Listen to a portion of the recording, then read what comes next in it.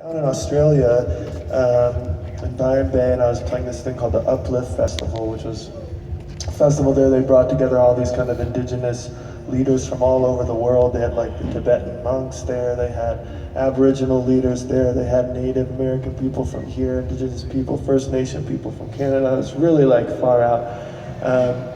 But last night, after I got off, whoa. Yeah. Anybody got a rifle? Yeah. Just kidding, not really. Anyway, last night after we got off, I was backstage, and this woman came up to me and said, "Can I have some tea?" And I was like, "Yeah, go ahead, have the tea." And I looked at her, I was like, God, I know her from somewhere. And I went up to her and I said, "I'm so sorry to be that guy, but do I know you from somewhere?" And she said, "We may have met in Byron Bay at the Uplift Festival." Right when she said that, my memory just kind of click, click, click, click, click, click, click. And this beautiful, beautiful woman, her name's Lila, she spoke at the Uplift Festival. She sang and she also performed a poem that really stuck with me so super, super deep. And to run into her last night was just so, so super beautiful. So I just asked her, I said, "Hey, I would really, if it's in your flow, if you would like to come up before we play and just speak a poem or a song." So she's a Dene woman from Taos right here in New Mexico. And, I don't think I need to let everybody here know, but the rest of the world, it's really important for us to honor our indigenous peoples of every land, no matter where we come from. It's very interesting because, when colonization happened, it was kind of suppressing all these incredible, incredible people, incredible tribes. And now the circle's kind of coming back around. Now we're looking to them for guidance. We're looking to them for prayer. We're looking to them to help us, kind of tap in and relate to the Spirit and have a relationship with the Great Spirit. So I only think it's proper that we're here in New Mexico on this sacred land to have a beautiful, beautiful woman come up here and kind of open the stage for us tonight. So let's give a warm welcome to Lila.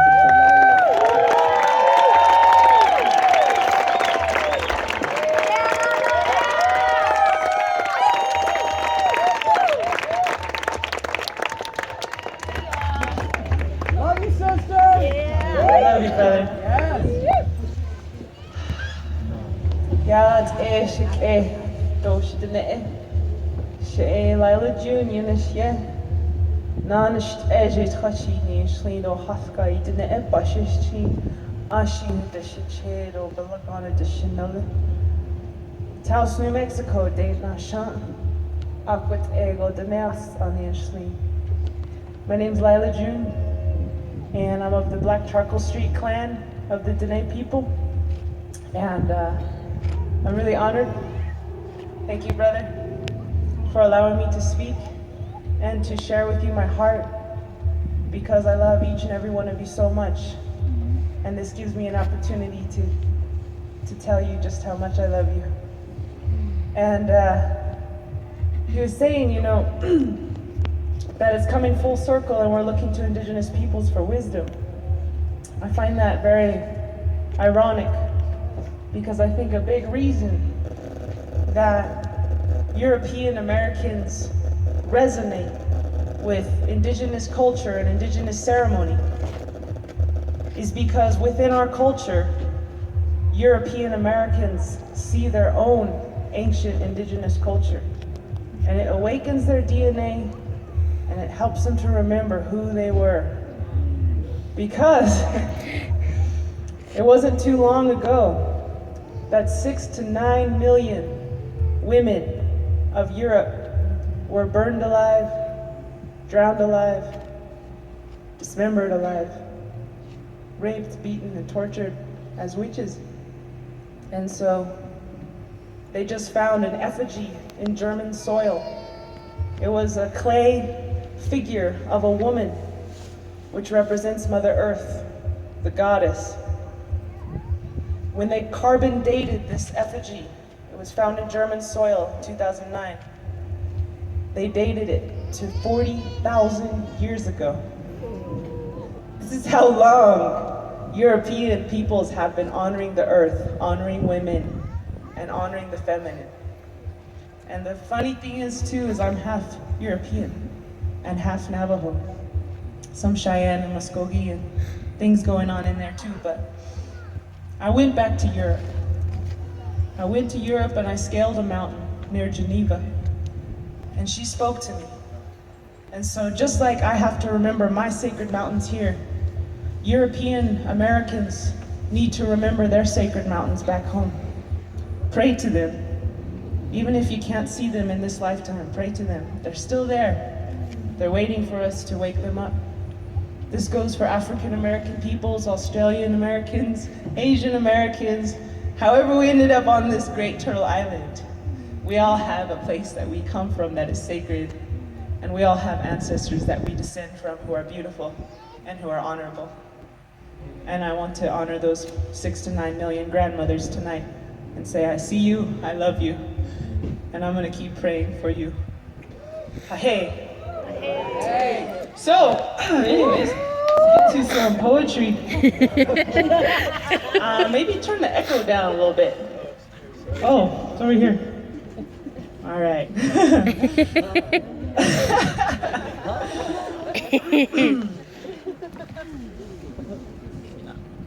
All right, so we're gonna do one poem and then one song, and then we'll get into some Trevor Hallness. All right.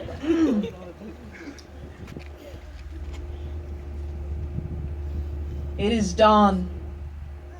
The sun is rising in the sky, and my grandmother and I are singing prayers to the horizon.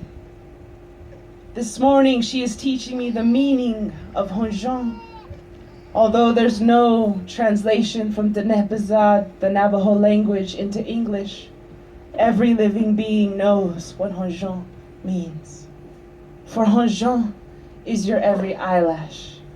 It is every leaf on every tree. It is every raindrop in the sky. It is every feather on the bluebird's wing.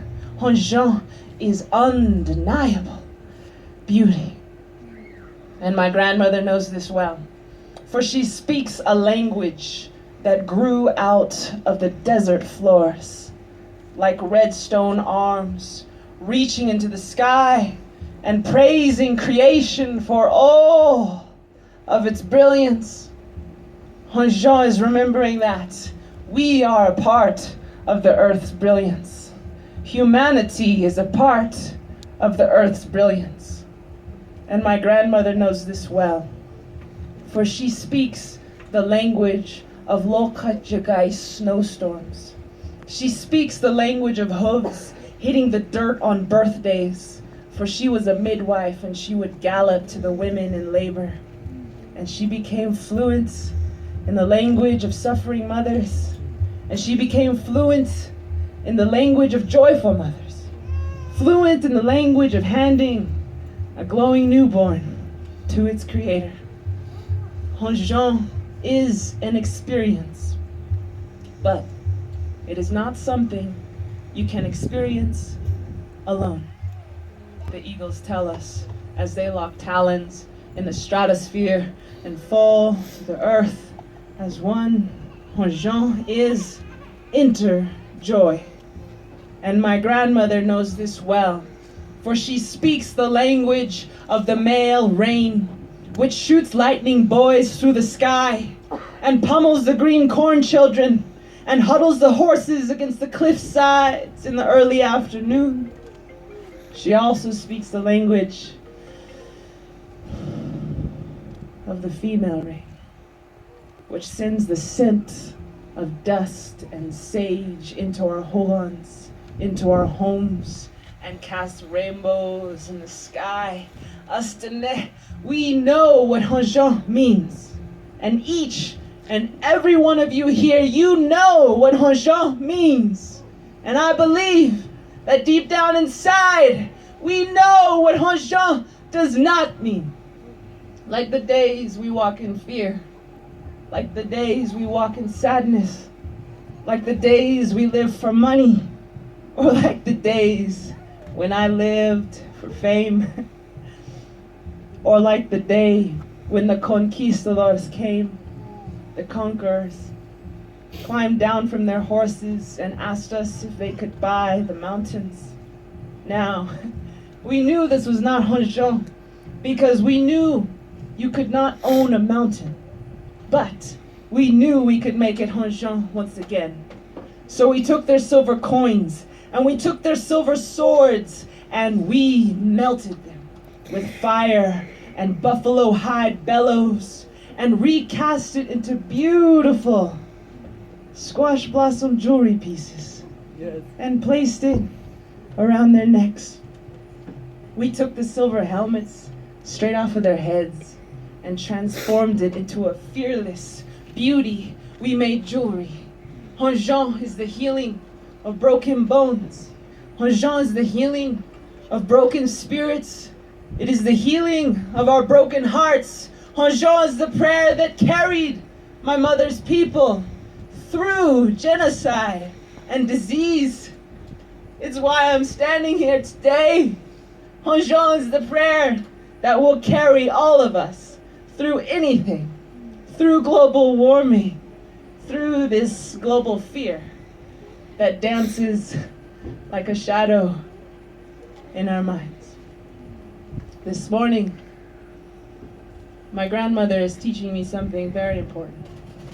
She's teaching me that the easiest and most elegant way to defeat an army of hatred is to sing to it. Sing to it beautiful songs of beauty and love and peace until it falls to its knees and surrenders to you. It will do this, she says, because it will have finally found a sweeter fire than revenge, a sweeter fire even than greed. It will have found heaven. It will have found Honjon.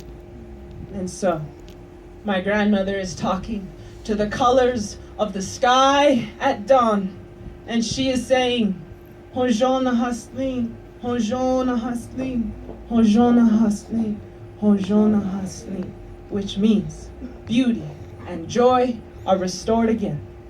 It is done, my friends. Wake up. The night is over.